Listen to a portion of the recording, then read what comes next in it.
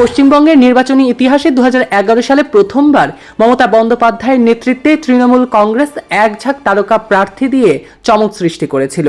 সেই পরীক্ষায় আনকোরা মুখগুলো রাজনীতির মাঠে বেশ সফল হয়েছিল।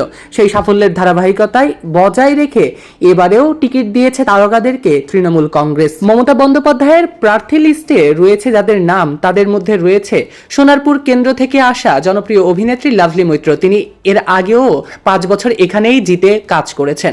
অন্যদিকে বরানগরে কাজ করবেন জনপ্রিয় অভিনেত্রী সায়ন্তিকা ব্যানার্জি। মানিকতলায় শ্রেয়া পাণ্ডে দাঁড়িয়েছে ভোটে।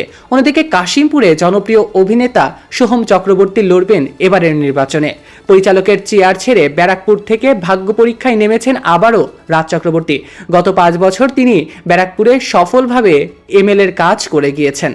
অন্যদিকে গ্ল্যামার জগতের বাইরেও রাজারহাট গোপালপুর কেন্দ্রে সঙ্গীত শিল্পী অদিতি মুন্সি এবারও দাঁড়িয়েছেন। এদিকে চন্দননগরে ইন্দ্রনীল সেন লড়বেন। এছাড়া প্রাক্তন ক্রিকেটার শিবশঙ্কর পাল এবং ফুটবলার বিদেশ বসুর মতো ক্রীড়া ব্যক্তিত্বদেরও প্রার্থী করেছেন তৃণমূল কংগ্রেস।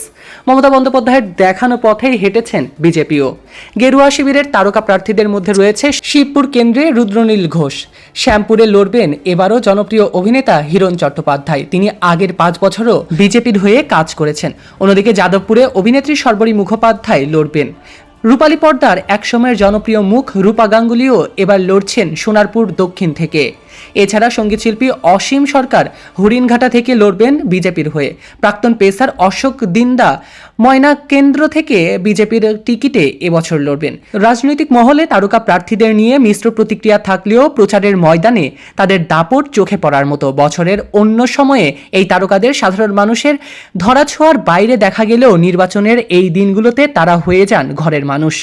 আপনারা কাকে নির্বাচনে ভোট দিচ্ছেন কমেন্টে জানাতে ভুলবেন না। সৈকত আহমেদ নূর, সেলিব্রিটি লাইফলাইন।